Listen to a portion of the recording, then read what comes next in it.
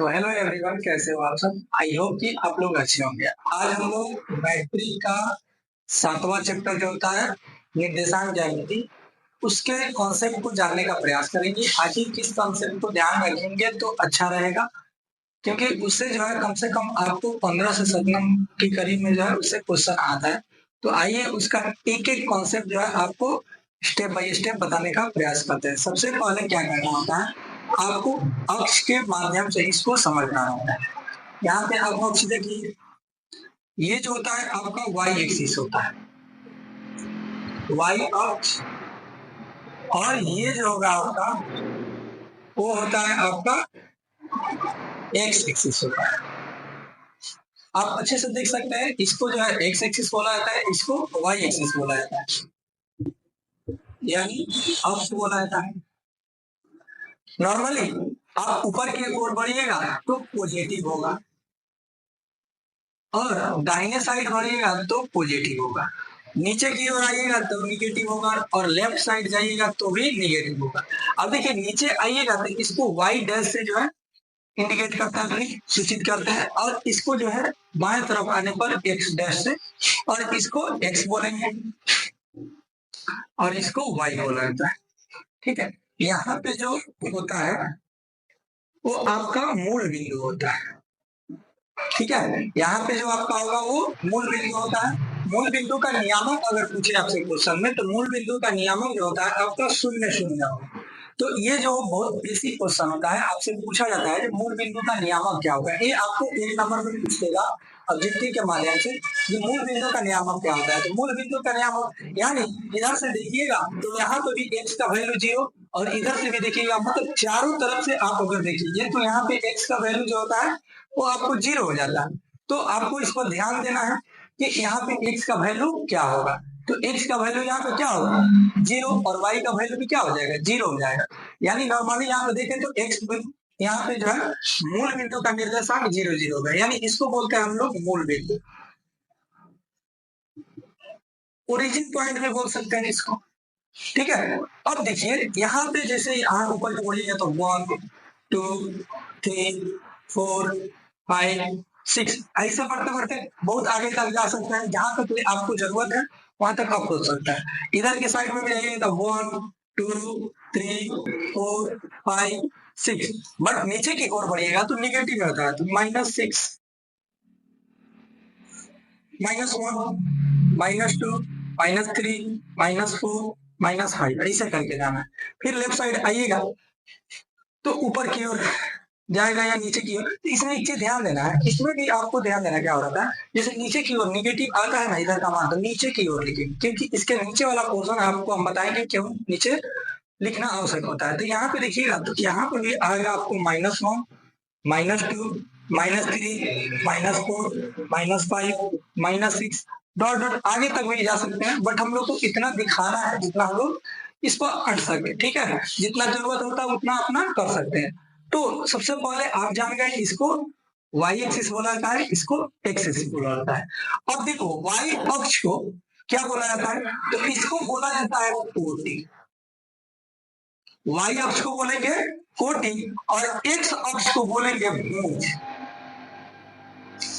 फिर से समझ लीजिए, वाई एक्सिस को क्या बोलेंगे कोटि, और एक्स एक्सिस को भुज बोला जाता है। यहाँ पे ध्यान देने वाला बात है। उसके बाद इसमें ये तो समझ गए हम लोग का, ये Y axis X axis, X axis को भुज बोलते हैं, वाई एक्सिस को कोटि बोला जाता है।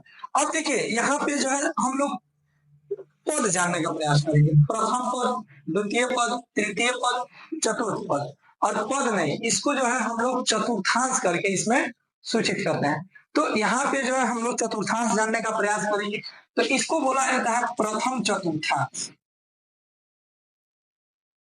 प्रथम चतुर्थांश।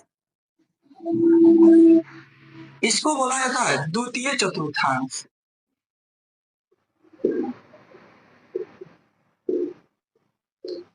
नीचे वाले को बोलेंगे तृतीय चतुर्थांश।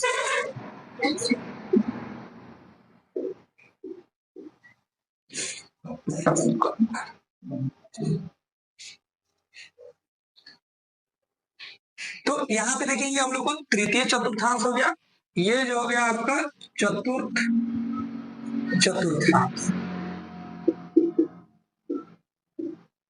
ठीक है, प्रथम चतुर्थांश, द्वितीय चतुर्थांश, तृतीय चतुर्थांश और चतुर्थ चतुर्थांश। इसमें आपको चतुर्थांश जो है कैसे करके पूछेगा इससे क्वेश्चन, इसको भी आप ध्यान दीजिए।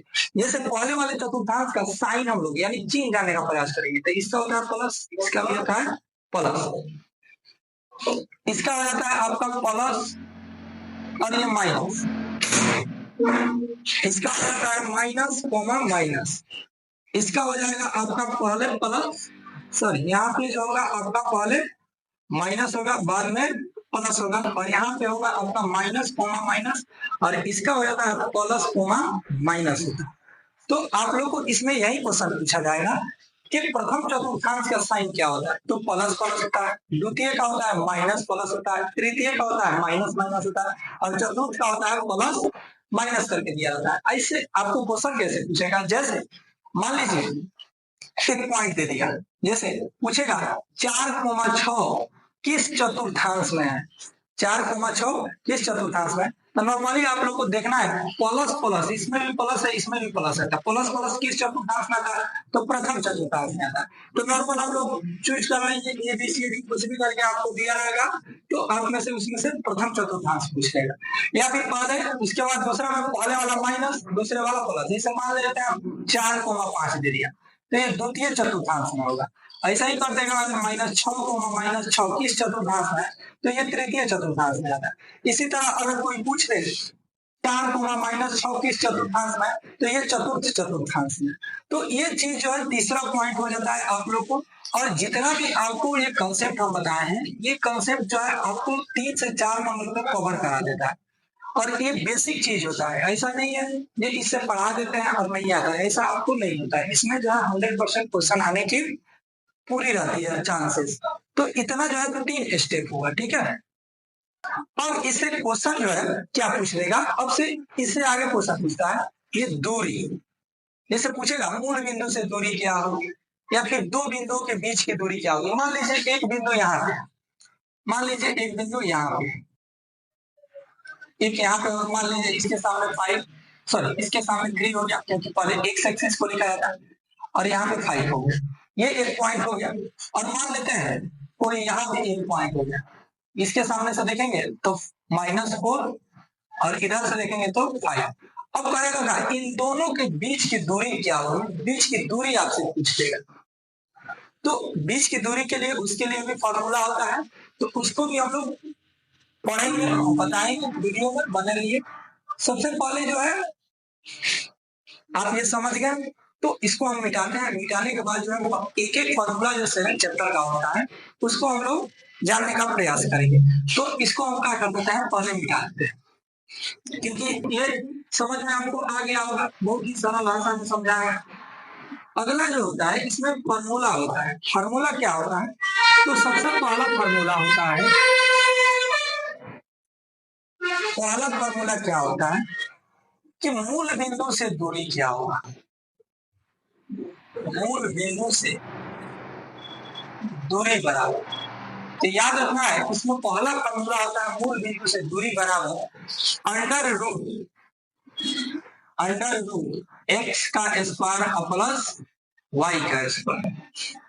पहला फॉर्मूला ये हो जाता है आपका अंडर रूट एक्स का स्क्वायर अब प्लस वाई का स्क्वायर, और दूसरा इसमें का फॉर्मूला होता है दूरी सूत्र, यानी दो बिंदुओं के बीच की दूरी को दूरी सूत्र बोला जाता है। तो दूरी सूत्र को फॉर्मूला से ऐसे लिखते हैं, जैसे पहला होगा x2 माइनस x1 का होल स्क्वायर और प्लस y2 माइनस y1 का होल स्क्वायर। बेसिकली आपको इस पर ध्यान देना है, ये दो से फॉर्मूला से जो है आपको कम से कम 4 नंबर का क्वेश्चन पूछेगा, इससे 4 नंबर का क्वेश्चन पूछा जाता है।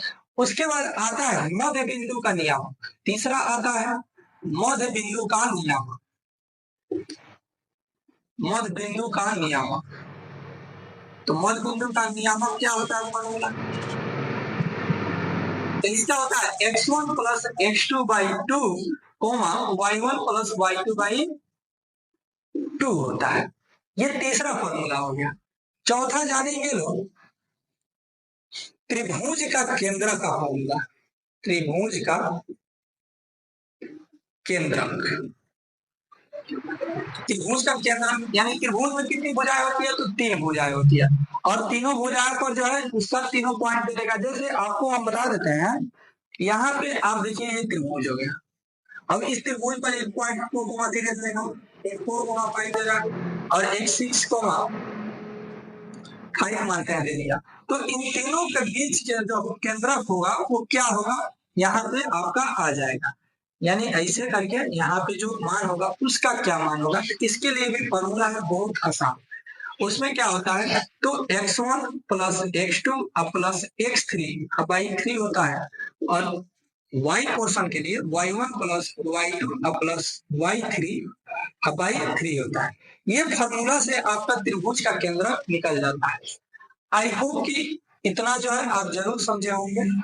इसके नेक्स्ट क्लास में जो है बाकी का फॉर्मूला जो है 5-6 और फॉर्मूला है, और संरेखी आप क्वेश्चन जरूर देखे होइएगा, संरेखी, और दूसरा जो है समदूरस्थ। इससे हर एक साल क्वेश्चन आता है और उलझा देता है, तो इससे भी आपको क्वेश्चन कराने का प्रयास करेंगे नेक्स्ट क्लासेस में।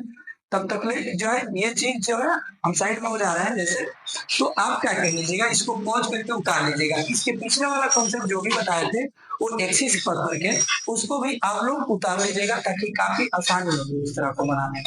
तो आई होप कि ये सारी चीजें आपको समझ में आई हो। अगर समझ में आई हो तो चैनल को सब्सक्राइब कर लीजिएगा और लाइक करना मत भूलिएगा, और लास्ट में जो है अपने दोस्तों के पास शेयर करना भी मत भूलिएगा। इससे क्या होता है, एक इंस्पायरेशन बढ़ती है, हम लोग को पढ़ाने की और इच्छा जाती है, ताकि और आदमी वीडियो बनाए, क्योंकि वीडियो बनाने में बहुत मेहनत लगती है, तो मेहनत का जरूर कुछ ना कुछ परिणाम मिले, ये आप लोग से हमारी जो है आशा रहती है। तो आप कोशिश जरूर कीजिएगा कि अपने दोस्तों के पास भेजें, ताकि आपको दोस्त का तो लाभ होगा ही, और हम लोग का एक मोटिवेट भी हम लोग होते हैं, ताकि हम लोग का वीडियो बच्चा देख रहा है, पसंद आ रहा है, तो चल रहा है वीडियो। तो आई होप कि आप समझ गए होंगे। तो चैनल को जो है सब्सक्राइब करके और शेयर